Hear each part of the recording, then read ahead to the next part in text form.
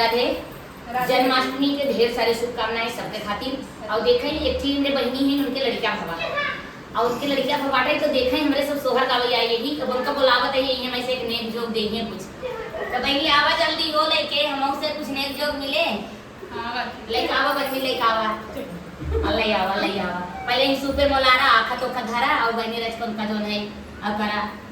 बड़ा निक लड़कियां बाप बहनी आए बहनी छुआ तो टोटका ना कर भाई ये मोरी बहनी ये तो बड़ी टोटका नहीं आती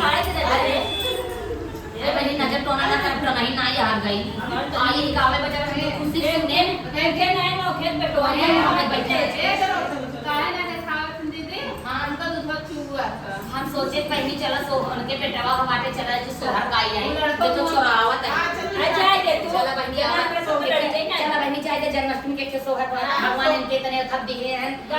वो लंबी उम्र करे महादेव बाबा कृष्ण भगवान की नहीं दावा आए बहनी आया हमारा लाला बड़ा चुप रहा मां बाबू चुप रहा इतना ही तो सुनावा ना होता है मन करती ला बहनी ला भौजी तो हम ले ला भौजी रे हम ले गया अरे बोले नींद का लड़की के तो जुलूस छाल मारो नहीं चुप जाए लड़की खेला सो नहीं तू कैसे खा के दिया रहू ना ये भाई दे ला भौजी तो हां की हूं तो सब का के नहीं तो हम कहूं मेरी सुना की वो दूसरा सुना चाहे तो नहीं देखा कि सोहर का बताइए इनके लड़के बताइए खुशी में कहां आई जाना में कन्हई आता कहां पालन भइले हो कहां आई जाना में कन्हई आता कहां पालन भइले हो ललना कहां आई बाजेला बधाई आया मनवा गा गा करई हो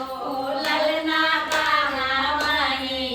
बाजेला बधाई आया मनवा गा गा करई हो गोकुला में जाना में कान्हैया ता मथुरा में जाना में कान्हैया ता